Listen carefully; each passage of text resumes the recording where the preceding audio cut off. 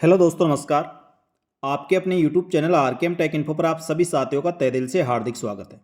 साथियों, आप जिस भी प्रतियोगिता परीक्षा की तैयारी कर रहे हैं, उसकी सफलता का मूल मंत्र क्या होता है, परीक्षा की तैयारी कैसे करें, प्रतियोगिता परीक्षाओं की तैयारी की सही रणनीति क्या होनी चाहिए और परीक्षा की तैयारी की सटीक जानकारी आपको इस वीडियो में मिलेगी। इसलिए दोस्तों, आप अंत तक हमारे साथ बने रहे और जो अभ्यर्थी पहली बार हमारे यूट्यूब चैनल पर आए हैं, वह यूट्यूब चैनल को सब्सक्राइब कर ले और बेल आइकन प्रेस कर ले, जिससे नए वीडियो के नोटिफिकेशन आपको सबसे पहले मिल सकें।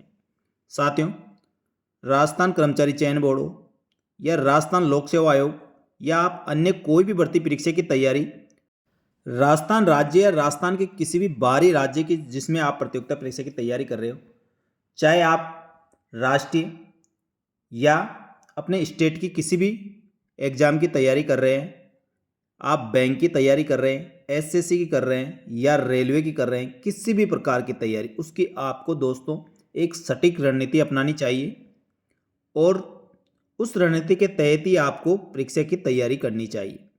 सबसे पहले आपके विजन होना चाहिए कि मेरे को इस प्रतियोगिता परीक्षा की तैयारी करनी है, मेरे को ये बनना है, तब जाके आप उस भर्ती परीक्षा की तैयारी सही तरीके से कर सकते हैं। जैसे दोस्तों, किसी अभ्यर्थी का सपना है मेरे को पुलिस में जाना है, तो पुलिस की बहुत सारी वैकेंसियाँ जो स्टेट लेवल और अन्य स्टेटों व एसएससी कई प्रकार की जो बेल्ट की नौकरी होती है, वह भर्तियाँ निकलती है।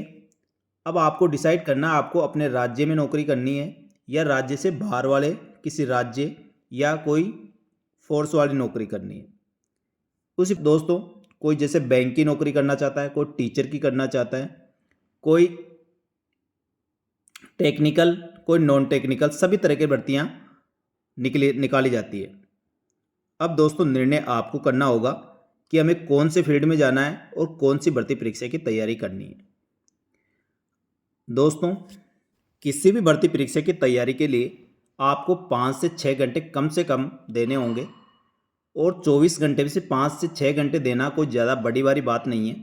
यदि आप नियमित रूप से और कठिन मेहनत करते हैं तो आपको 5 से 6 घंटे में आप अच्छी खासी तैयारी कर सकते हैं। इसके लिए दोस्तों, आप ऑफलाइन, ऑनलाइन तैयारी कर सकते हैं। दोस्तों, आज बहुत सारे प्लेटफॉर्म हैं जिसके माध्यम से आप घर बैठे भी तैयारी कर सकते हैं।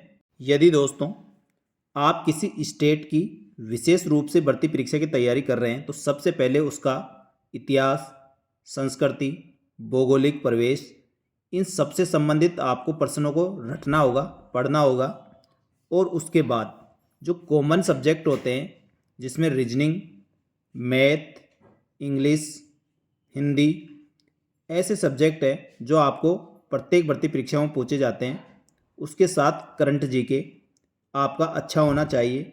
और जो अभ्यर्थी किसी विशेष भर्ती परीक्षा की तैयारी कर रहे हैं, तो उसके सब्जेक्ट का आपको अच्छी तरह से नॉलेज होना चाहिए, क्योंकि दोस्तों सभी भर्ती परीक्षाओं में एक कॉमन सब्जेक्ट होते हैं जिसमें Hindi, English, math, reasoning, current GK, इतिहास, कला संस्कृति, राजनीतिक, अर्थव्यवस्था, इनसे संबंधित प्रश्न पूछे जाएंगे।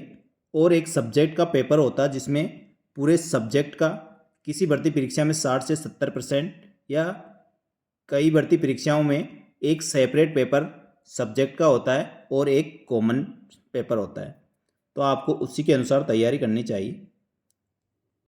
और परीक्षा में सफलता का मूल मंत्र दोस्तों ये होता है, कई अभ्यर्थी इंतजार करते हैं कब भर्ती परीक्षा आएगी और उसका फॉर्म भरने के बाद परीक्षा डेट घोषित होने के बाद फिर उसकी तैयारी करते हैं, तो उसमें बहुत कम समय मिल पाता है और आपकी तैयारी सही तरीके से नहीं हो पाती है।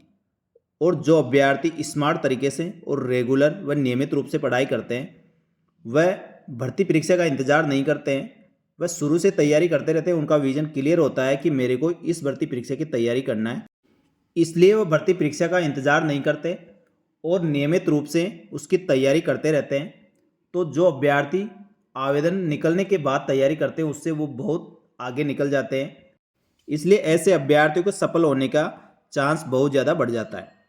जैसे उदाहरण के लिए देख सकते हैं दोस्तों, जो आरपीएससी हो या यूपीएससी, इनके भर्ती एग्ज़ाम 1 से 2 साल के अंदर होते रहते हैं और अभ्यर्थी जो इसकी तैयारी कर रहे हैं वह नियमित रूप से पढ़ते रहते हैं और परीक्षा परिणाम जारी हो जाता है और यदि उसमें असफल भी हो जाता है तो वो तुरंत प्रभाव से वापस लग जाते हैं, लेकिन पढ़ाई में गैप नहीं देते हैं।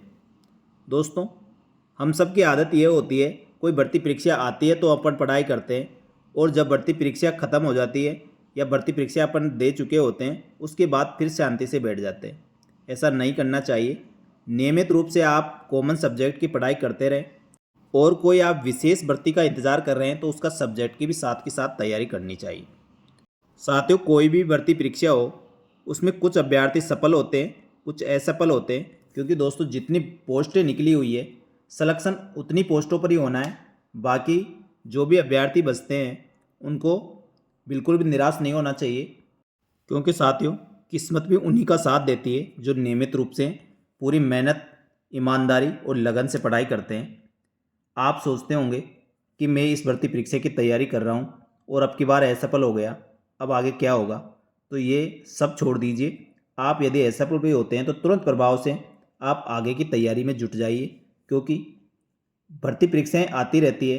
हर साल कई भर्ती परीक्षाएं होती है और आपको लगता है किसी भर्ती परीक्षा में पर्टिकुलर इसमें सेलेक्ट नहीं हो पा रहा है तो आप थोड़ा सा हटके उससे संबंधित दूसरी भर्ती परीक्षा की तैयारी करें, क्योंकि दोस्तों सभी भर्ती परीक्षाओं की तैयारी जो कॉमन सब्जेक्ट होते हैं उससे आपकी 60 से 70% तैयारी हो चुकी होती है और बाकी आप यदि कोई दूसरी भर्ती परीक्षा में स्विच करते हैं तो उसमें भी आपको ज़्यादा मेहनत की ज़रूरत नहीं होगी, उसमें 30 से 40% ही तैयारी करनी होगी।